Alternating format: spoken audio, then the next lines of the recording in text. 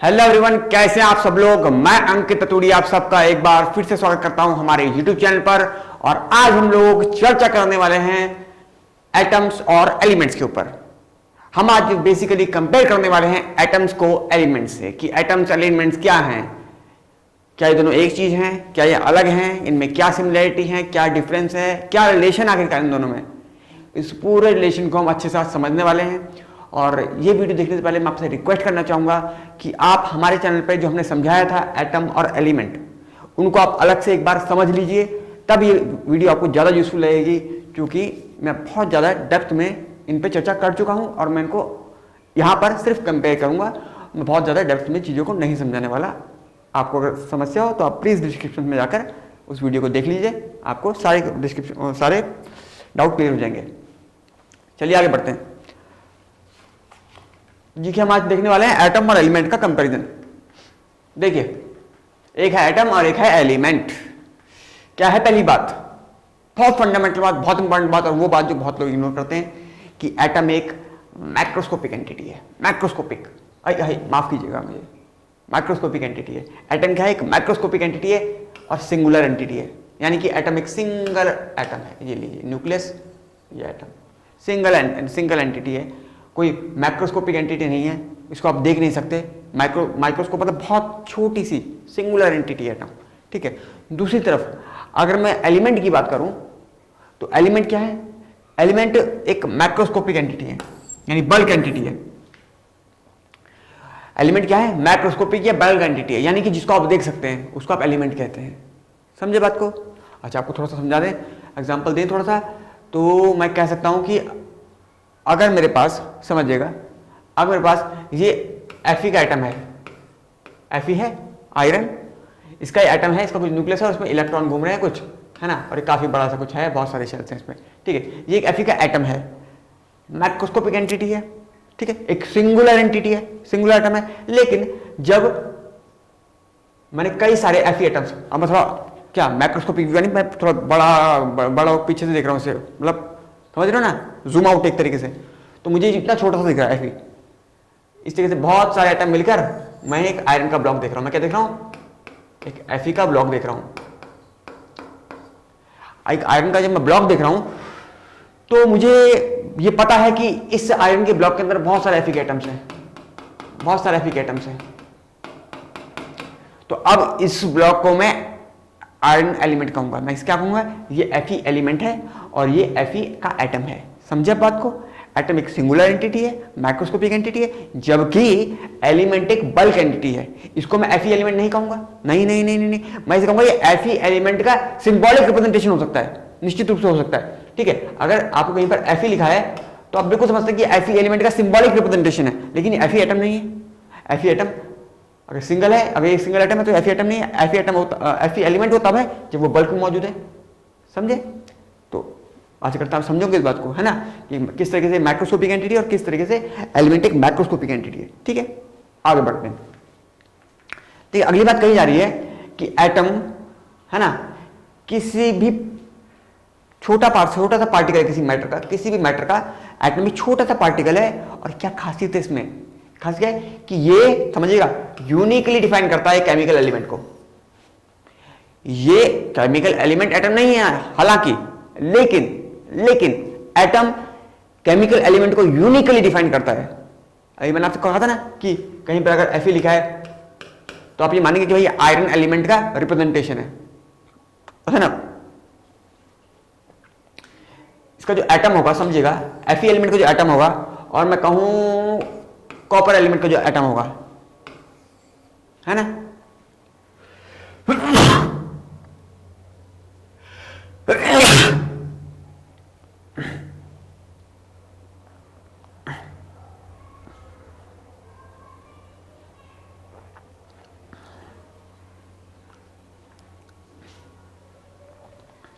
हाँ, तो मैं कह रहा हूं ये Fe एलिमेंट का एटम है और ये कॉपर एलिमेंट का एटम है। लेकिन मैं आपको बता दूं कि ये एटम बिल्कुल अलग होगा इस एटम से। समझे। ये एटम, इस एटम की ये जो एटम है, ये एटम जो है ये बिल्कुल अलग होगा, ये एटम बिल्कुल डिफरेंट होगा। समझे। ये दोनों सिमिलर नहीं है, ये दोनों एटम सिमिलर नहीं है। Fe का एटम अलग है, कॉपर का एटम अलग है, ठीक है। उस तरीके से मैं बात करूं तो ये हाइड्रोजन का एटम मान लो है, तो हाइड्रोजन का एटम भी अलग है। इस सारे एटम्स एक जैसे नहीं है, इनमें डिफरेंस है। इन सारे एटम्स, ये सब एटम्स हैं हालांकि अपने अपने एलिमेंट्स के, लेकिन ये सब एक जैसे नहीं है, इनमें डिफरेंस है।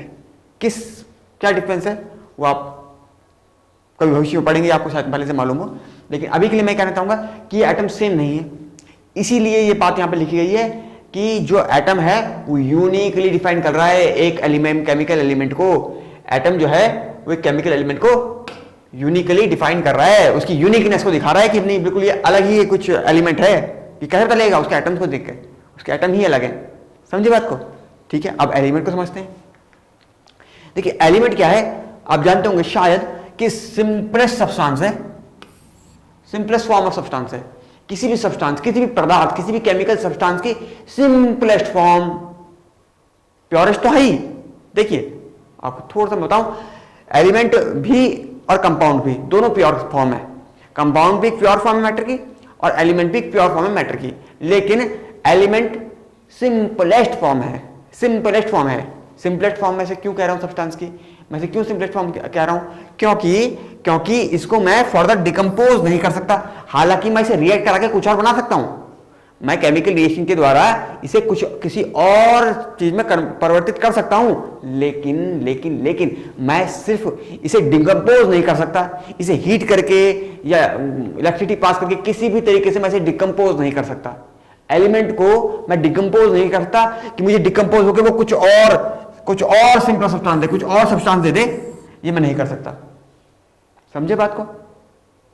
अच्छा जैसे मैं आपको उदाहरण दूं कि मेरे पास H2O है और ये H2O का मॉलिक्यूल है और H2O कंपाउंड क्या मेरे पास लिक्विड कंटेनर में मेरे पास बहुत सारे H2O के मॉलिक्यूल्स हैं, इसको मैं वाटर कंपाउंड H2O कंपाउंड कह रहा हूं। अच्छा इसमें अगर मैं इलेक्ट्रिसिटी पास कराता हूं ना, इलेक्ट्रोलिसिस अगर मैं इसका करता हूं तो मुझे हाइड्रोजन एलिमेंट अलग मिलता है और ऑक्सीजन एलिमेंट अलग मिलता है। समझे बात को? अगर मैं इस H2O का करता हूं हाइड्रोलिसिस तो मुझे हाइड्रोजन एलिमेंट अलग मिलता है और ऑक्सीजन एलिमेंट अलग मिलता है, निश्चित रूप से मिलता है। इसे हमने क्या करा, इसको हमने डिकम्पोज कर दिया केमिकल मेथड के द्वारा या फिजिकल मेथड के द्वारा। हम इसे डिकम्पोज कर सकते हैं क्योंकि केमिकल कंपाउंड है, ये कंपाउंड है, इसे हम डिकम्पोज कर सकते हैं। देखिए H2 में डिकम्पोज कर दिया, O2 में डिकम्पोज किया। लेकिन अगर मैं आपसे कहूं कि मेरे पास O2 है, ये O2 है, ये कंटेनर है मेरे पास, यहाँ पे O2 गैस है मेरे पास, ऑक्सीजन गैस मौजूद है। अब मैं कहूं आप फिजिकल प्रोसेस करो, केमिकल प्रोसेस करो, जो मर्जी करो, इसको डिकम्पोज कर दो। आप किसी और से रिएक्ट नहीं कराना, इसे खुद अपने आप में तोड़ के दिखाओ, डिकम्पोज करके दिखाओ, तो आप इसे डिकम्पोज नहीं कर पाएंगे, ये डिकम्पोज नहीं हो सकता। इसीलिए कहा जा रहा है कि एलिमेंट बल्क प्रॉपर्टी तो है ही, बल्क एंटिटी तो है ही, लेकिन एटम वो माफ कीजिएगा, जो एलिमेंट है वो सिंपलेस्ट फॉर्म है सब्सटेंस की। देखिए सिंपलेस्ट फॉर्म है जिसे फर्दर डिकम्पोज करके और सिंपलर फॉर्म में परिवर्तित नहीं किया जा सकता। समझा इस बात को? चलिए आगे बढ़ते हैं। देखिए आगे क्या है, देखिए आगे कहा जा रहा है कि एक पर्टिकुलर जो एलिमेंट है ना, एक जो पर्टिकुलर एलिमेंट है वो कंपोज होगा only one type of atom, सिर्फ एक ही तरह के एटम से मिलकर बना होगा। समझे बात को? सिर्फ एक ही तरह के एटम से मिलकर बना होगा एक एलिमेंट। किस तरीके से समझिएगा, देखिए मान लीजिए मेरे पास ये दो कंटेनर है, मेरे पास क्या है, ये दो कंटेनर है। अच्छा एक में मैं कह रहा हूं कि मेरे पास हाइड्रोजन एलिमेंट है, मैं ये कह रहा हूं, मैं दावा कर रहा हूं आपसे कि ये मेरे पास हाइड्रोजन एलिमेंट है, ठीक है। और एक कंटेनर में आपसे दावा कर रहा हूं कि मेरे पास हीलियम एलिमेंट है। वाह समझिएगा, मेरे पास हीलियम एलिमेंट है। इस कंटेनर में मैंने आपसे दावा कहा, मैंने आपको बताया कि मेरे पास हाइड्रोजन एलिमेंट है इस कंटेनर के अंदर, और मैं आपसे ये कह रहा हूं कि मेरे पास इस कंटेनर के अंदर हीलियम एलिमेंट है। तो इसका क्या मतलब हुआ? इसका यह मतलब हुआ इस कंटेनर के अंदर सिर्फ और सिर्फ हाइड्रोजन एलिमेंट के एटम्स ही मौजूद होंगे, मात्र H H H H, सिर्फ H सिर्फ H सिर्फ H और सिर्फ H, सिर्फ H सिर्फ H सिर्फ H और सिर्फ H मौजूद होंगे, निश्चित रूप से मौजूद होंगे। यही पॉइंट कह रहा है कि एक एलिमेंट में, एक पर्टिकुलर एलिमेंट में सिर्फ एक ही तरह के एटम मिलेंगे, सिर्फ एक ही टाइप के एटम मिलेंगे, है ना। जो एटम्स आपको बताया गया था अभी, यूनिकली डिफाइन करेंगे उस एलिमेंट को, जो एटम यूनिकली डिफाइन करेंगे किसे, उस एटम को, ये एटम्स उस एलिमेंट को, ये एटम्स यूनिकली डिफाइन करेंगे, उसी एटम से मिलकर बने होंगे। अच्छा मैं आपसे हीलियम कह रहा हूं कि इस कंटेनर में हीलियम एलिमेंट मेरे पास मौजूद है, तो निश्चित रूप से मेरे पास हीलियम हीलियम हीलियम सिर्फ हीलियम सिर्फ हीलियम और सिर्फ हीलियम के एलिमेंट मौजूद होंगे, सिर्फ और सिर्फ हीलियम के एलिमेंट मौजूद होंगे। समझा बात को। ये बात अलग है, ये बात अलग है कि इस हीलियम जो एलिमेंट है इसमें हीलियम ऐसे ऐसे रहेंगे, है ना। और जो हाइड्रोजन एलिमेंट मेरे पास मौजूद है, इसमें हाइड्रोजन, सिर्फ हाइड्रोजन के एटम तो मौजूद है, लेकिन आपस में जुड़े हुए हैं दो एटम्स ऐसे इस तरीके से, ये मॉलिक्यूल की फॉर्म में रह रहा है। हाइड्रोजन एलिमेंट जो है वो मॉलिक्यूल फॉर्म में रहना पसंद कर रहा है, और हीलियम एलिमेंट एटम की फॉर्म में रहना पसंद कर रहा है। लेकिन आप ये बात समझ चुके हैं कि एक एलिमेंट में मात्र मात्र मात्र एक ही प्रकार के एटम्स मौजूद होंगे। समझे। अगली बात करें, आगे कहा जा रहा है कि एक एटम जो है वो कंपोज करता है एलिमेंट को। निश्चित रूप से समझ चुके हैं आप कि जो एक एटम है वही तो एक कंपाउंड को बना, एक एलिमेंट को बना रहा है, कंपोज कर रहा है। समझिए बात को, समझ गए इस बात को कि एक एटम जो है वही कंपोज कर रहा है एक एलिमेंट को। अगली बात देखें कि atom is further composed of, अच्छा एटम तो निश्चित ये बात तो समझ गए कि एटम जो है वो कंपोज कर रहा है एक एलिमेंट को, एलिमेंट को जो है एक एटम बना रहा है, लेकिन एक एटम खुद किससे बना है इसकी बात की जा रही है कि एटम फर्दर कंपोज्ड ऑफ बना है सब पार्टिकल से, जैसे इलेक्ट्रॉन, प्रोटॉन, न्यूट्रॉन, आपने शायद इनके नाम सुने हो, है ना। तो एक एटम जो है वो इन सब एटॉमिक पार्टिकल से मिलकर बना है, ये बात कही जा रही है। समझे इस बात को। आगे बढ़े, देखिए आगे कहा जा रहा है कि सारे के सारे एटम, समझिएगा इस बात को, बहुत इंपॉर्टेंट बात है कि सारे एटम्स जरूरी नहीं है कि एलिमेंट बनाएं। समझिएगा ध्यान से कि सारे के सारे atoms, all atoms not necessary form element at microscopic level. समझे। कोई एलिमेंट है, कोई एटम है, एक माइक्रोस्कोपिक एंटिटी, और मैं इसे बल्क में देखना चाह रहा हूं, माइक्रोस्कोपिकली देखूं, ये एक एटम है, समझे, और मैं इसे माइक्रोस्कोपिकली देखूं तो जरूरी नहीं है किसी एलिमेंट का निर्माण कर रहा हो। समझे बात को, जरूरी नहीं है क्या ये किसी एलिमेंट का निर्माण कर रहा हो। चलिए समझने इसका क्या मतलब है। देखिए एटम जो है वो या तो फ्री स्टेट में रह सकता है, ठीक है, या रह सकता है मॉलिक्यूल की फॉर्म में। आपको ये बात पता है कि एटम या तो फ्री स्टेट में रह सकता है, फ्री एटम के रूप में रह सकता है, अच्छा, या रह सकता है मॉलिक्यूल की फॉर्म में, ठीक है। अगर वो फ्री एटम की फॉर्म में तब उसे एलिमेंट कहा करूंगा, तब वो निश्चित रूप से एलिमेंट है, क्योंकि माइक्रोस्कोपिकली क्या होगा, फ्री एटम है तो वही एटम मौजूद होगा उससे। जैसे आपको उदाहरण क्या देगा हीलियम का, ये हीलियम एलिमेंट ही मौजूद होगा, यहाँ पर सिर्फ हीलियम एटम ही मौजूद होंगे। तो निश्चित रूप से अगर कोई भी एटम अगर फ्री एटम के रूप में रहता है तो निश्चित रूप से अगर वो मतलब उसमें कोई मिक्स नहीं किया गया है, अगर वो प्योर है तो निश्चित रूप से एलिमेंट का निर्माण करेगा। उदाहरण आपको दिख ही रहे हैं, हीलियम में आपको बताया गया, आर्गन गैस, कार्बन, है ना, कार्बन क्या, ग्रेफाइट, डायमंड, बकमिस्टर फ्लोरेंस, ये सब फॉर्म्स कार्बन की। अच्छा आयरन, है ना, Fe, इसका आपको बताया गया कि जो भी मेटल है वो भी एलिमेंट की फॉर्म में रहते हैं, जो प्योर मेटल्स होते हैं। सिल्वर है, मेटल है, गोल्ड मेटल और सिलिकॉन एक मेटलॉइड है, ये भी आपको बताया जा चुका है कि ये भी क्या है, एलिमेंट है। अच्छा मॉलिक्यूल जब फॉर्म में रहे तो वो रह सकता है एक होमोएटॉमिक मॉलिक्यूल की फॉर्म में। होमोएटॉमिक मॉलिक्यूल का मतलब एक ही तरह के एटम से मिलकर बना हो, जैसे कि उदाहरण के लिए O2 मॉलिक्यूल, ऑक्सीजन का मॉलिक्यूल, ठीक है, ये सिर्फ एक ही तरह के एटम से मिलकर बना है, तो ये भी एलिमेंट बनाएगा निश्चित रूप से। किसी कंटेनर में अगर मेरे पास O2 मात्र O2 गैस मौजूद है, किसी कंटेनर में अगर मेरे पास मात्र O2 गैस मौजूद है, तो निश्चित रूप से मैं कहूंगा मेरे पास ऑक्सीजन एलिमेंट है, क्योंकि ये बल्क है, इस बल्क में सिर्फ एक ही तरह के एटम्स मौजूद हैं, वो है ऑक्सीजन के एटम्स, ठीक है।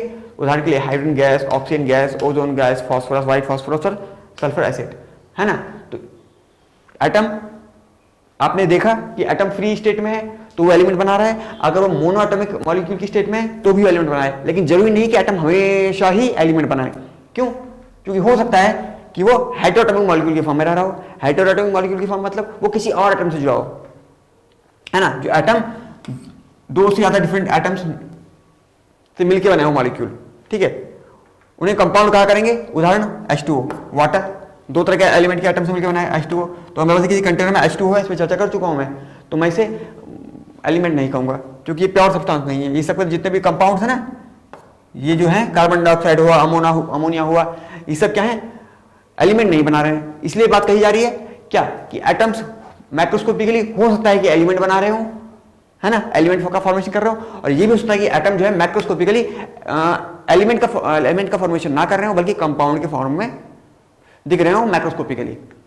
आगे बढ़ेंगे हम। अच्छा, अगली बात ये कही जा रही है कि सारे के सारे एलिमेंट एटम से मिलकर बनेंगे निश्चित रूप से माइक्रोस्कोपिक लेवल पे सारे के सारे जो एलिमेंट हैं वो एटम से मिलकर बने होंगे। अच्छा, एलिमेंट से मिलकर बने होंगे। हो सकता है कि एटम सिंगल एटम के फॉर्म में मिल रहे हो सकता है कि होमो एटॉमिक मॉलिक्यूल के फॉर्म में मिल रहे हो, लेकिन बनेंगे किससे ही, बनेंगे हमेशा एटम से, कंपोज्ड ऑफ एटम्स।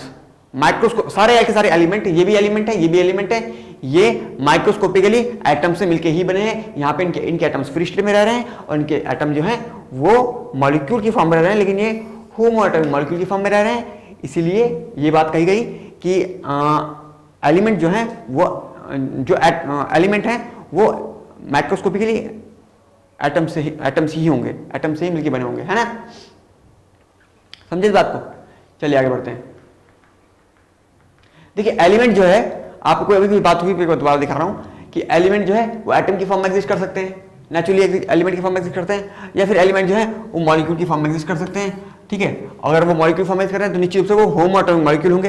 वो क्या होंगे, आपको बताया गया था क्या होंगे, होमो एटॉमिक मॉलिक्यूल होंगे। अच्छा, उदाहरण दिया जा रहा है आपको कि एलिमेंट जो एटम की फॉर्म में एग्जिस्ट करते हैं उनका helium, argon, carbon, iron, copper, silver, gold, जितने भी मेटल्स हैं, मेटलॉइड्स हैं और ये नोबल एसिड हैं, इसके उदाहरण होते हैं। अच्छा, एलिमेंट जो है वो मॉलिक्यूलर फॉर्म में एग्जिस्ट करता है। उदाहरण आपको भाई कई बार बता चुका हूं कि hydrogen gas, oxygen gas, chlorine gas, ozone gas, phosphorus और सल्फर। समझे इस बात को आप। चलिए आगे बढ़ते हैं। आगे जो बात है वो बहुत महत्वपूर्ण है कि एटम्स जब फ्रीली एग्जिस्ट कर रहे हैं उस समय अगर आपस में जुड़े हैं, जैसे ये फ्रीली एग्जिस्ट कहां करते हैं, आपको बताया गया था हीलियम में एग्जिस्ट करते हैं। ये हीलियम का एटम है, हीलियम का एटम है, हीलियम का एटम है, हीलियम का एटम है। मेरे पास इस कंटेनर में मान लीजिए हीलियम गैस है, हीलियम एलिमेंट मेरे पास मौजूद है। ठीक है, तो ये फ्री एग्जिस्ट कर रहे हैं, तो आपस में ये वीक वान डेर वाल फोर्सेस से अट्रैक्टेड होंगे। इनका इंटरेक्शन किस तरीके का होगा, काफी वीक इंटरेक्शन होगा, उसे हम वान डेर वाल इंटरेक्शन कहा करते हैं। हम इसे कभी भविष्य में चर्चा करेंगे, है ना। बहुत वीक इंटरेक्शन हुआ करता है, उसे हम वान डेर वाल इंटरेक्शन कहा करते हैं। ठीक है, लेकिन दूसरी तरफ अगर मैं देखूं कि एलिमेंट में, तो एलिमेंट जब भी एग्जिस्ट करेंगे, मान लीजिए एलिमेंट जब भी एग्जिस्ट करेंगे तो हो सकता है उनमें मेटलिक बॉन्ड हो। उदाहरण, मेरे पास अगर आयरन एलिमेंट है, मैं कह रहा हूं मेरे पास ये आयरन का ब्लॉक है। ठीक है, तो इसमें क्या होने वाला है, इसमें क्या होने वाला है, इसमें बहुत सारे Fe के एटम्स होंगे, बहुत सारे क्या होंगे, बहुत सारे Fe के एटम्स होने वाले हैं।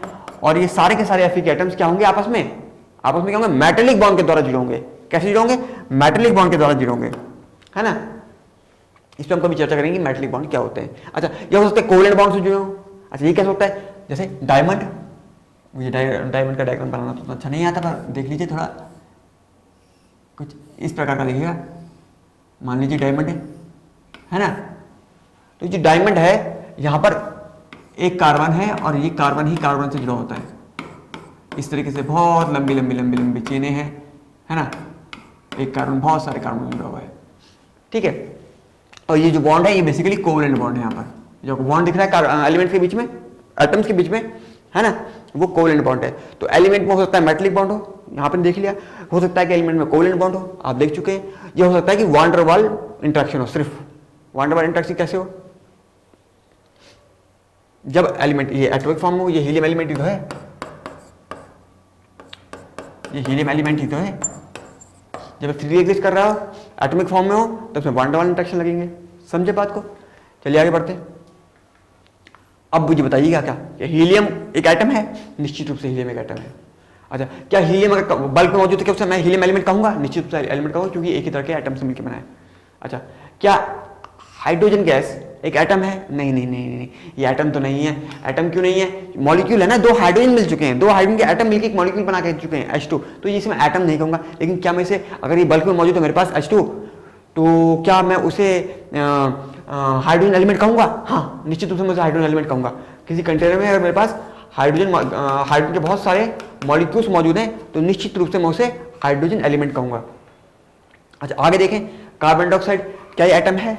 नहीं, निश्चित रूप से कार्बन डाइऑक्साइड एक एटम तो नहीं है, CO2 एक एटम तो नहीं है, क्योंकि ये मॉलिक्यूल है, ये कई सारे डिफरेंट एटम से मिलकर बना है। लेकिन अगर मेरे पास क्या बहुत सारे कार्बन डाइऑक्साइड के मॉलिक्यूल्स मौजूद हैं किसी कंटेनर में, तो क्या मैं उसे कार्बन डाइऑक्साइड एलिमेंट कहूँगा क्या? नहीं, कार्बन डाइऑक्साइड एक एलिमेंट नहीं है, क्योंकि इसको फर्दर इसको डिकम्पोज कर सकते हैं फिजिकल और केमिकल मेथड के द्वारा। आगे बढ़े, आयरन की मैं बात करूँ, क्या आयरन एक एटम है? निश्चित आयरन बिल्कुल एक एटम की फॉर्म में एग्जिस्ट करता है। और क्या ये एलिमेंट है? इस पर चर्चा हो चुकी है, निश्चित रूप से एलिमेंट है। मैं बहुत जल्दी से देख रहा हूँ, आपको पता होगा क्योंकि इसमें मैं ऑलरेडी चर्चा कर चुका हूँ। ठीक है, फॉस्फोरस की बात करें, P4, क्या P4 क्या एक एटम है? नहीं, P4 तो एक मॉलिक्यूल है, ठीक है, जिसमें कोवेलेंट बॉन्ड है ना। और क्या ये एक एलिमेंट का निर्माण करेगा अगर बहुत सारा P4 आपके पास है बल्क? तो हाँ निश्चित रूप से ये एक एलिमेंट का निर्माण करेगा। मैं ऐसे कहूँगा कि मेरे पास फॉस्फोरस एलिमेंट है। अच्छा, आर्गन की बात की जा रही है, आर्गन निश्चित रूप से एक एटम है, काफ़ी चर्चा हो चुकी है इस पर, और बल्क में मौजूद है, निश्चित रूप से मैं इसे आर्गन एलिमेंट कहूँगा। और इसी के साथ हमारा आज का बहुत ही मज़ेदार सेशन कंप्लीट होता है।